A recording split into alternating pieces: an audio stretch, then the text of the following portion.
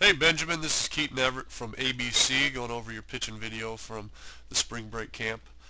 Um, we're just gonna just take a look at yourself throwing here, and then we're gonna go through and kind of break it down step by step. We're gonna start what happened over the rubber, what your hips are doing as you're driving down the mound, what's going on at foot strike, what you're doing at release. So with you, there's a lot that we need to change over the rubber.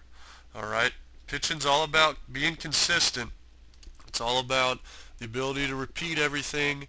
It's about balance and posture. First off, right off the bat, you have a lot of big movements. All right, your body's going back and forth. You're lifting that foot off the ground a little bit. All right, we want to keep that body. We want to limit the amount that our body's moving. So the less movement we are doing, the easier it is to repeat everything. If we're moving big, we might move our head 1 foot one time. We might move it 6 inches. We might go 2 feet. There's just so many variables um, when we're moving so much that's going to make it hard to get consistent. All right, so all you need to do is when you're set up um, from the windup, and also from the windup, we're going to be setting up facing square to the batter and the catcher. So our chest is going to be facing the other way, not sideways. All right, so then when we step, all that step is we're just stepping a little bit to the side, and then we're starting everything. So we want to just step, just about right here, and then get everything going. All right.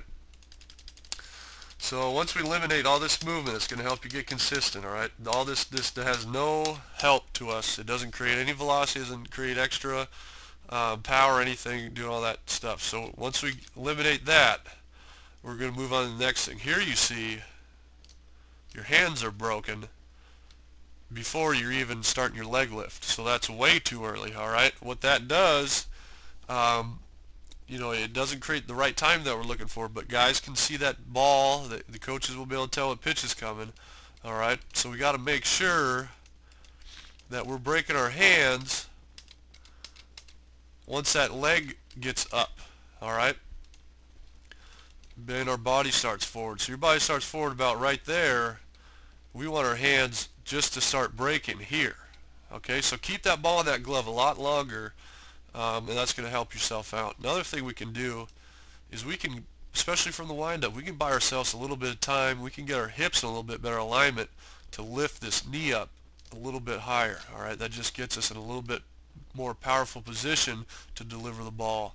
Gets that knee up there, gets that hip closed, and we can drive those hips down first. All right, so lift that knee up there, keep those hands together. All right, now as you start forward, now those hands are going to break. Now everything gets going, okay? Next thing we're going to look at is what your posture's doing, all right? Here, you're staying over that back foot, which I like, all right? But watch what your angle, all right, your spine angle is already starting to shift back a little bit to second, but watch what it's doing as that hip goes forward. All right, it's just staying back there. It's getting more extreme. All right, so we want to keep that spine perpendicular to the flat ground the whole time. Okay, over that back hip. We don't want it to sway this way. We don't want it to sway that way. We want to keep it straight up. Okay. Another thing that's doing is that's dropping your head pretty far down and making yourself a little bit shorter. Okay. But what I do like is how you do keep your hips closed. All right, this front foot's not opening up early, which is good, and you have really good hip-shoulder separation. All right, so just the more that we can get that back leg higher, we're going to be able to get those hips going farther, get them going quicker, and you're going to get a little more power with it. Okay. Now, what we also need to do is your front hip, your left hip doesn't ever open, as you can see when your foot's landing. Okay, I do love that your glove's down over your front foot. All right, a lot of kids keep that glove and tuck it out early, so you're keeping your front side closed really well. This looks really good up here. All right, now what you're doing is you're landing almost with that foot facing straight towards the third base. We want that front foot to get open. We want it to face towards the catcher a little bit more. All right. So now you're coming through that foot sideways. That's as you get older and get more power, that's going to start putting a lot of strain on that ankle. Okay, it's almost hurts me to see it there, but we need to get that foot, open that foot up, which is going to open up these hips.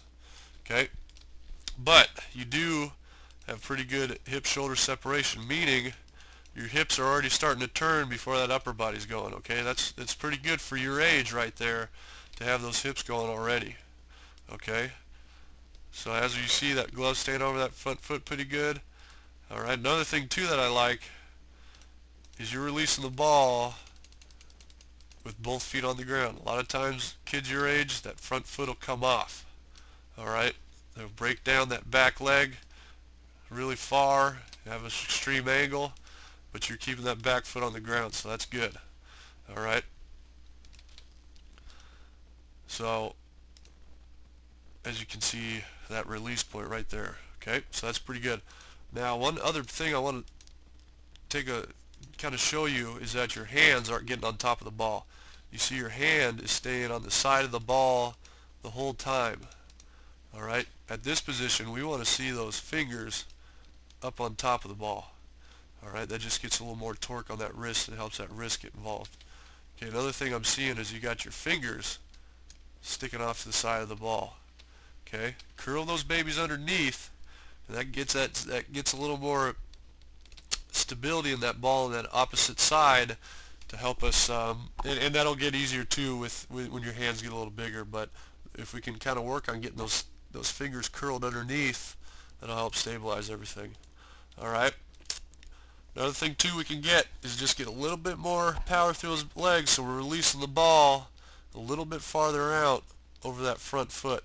Okay, we'll pick up about 6 to 8 inches of release, just getting that body out over that front foot a little bit more.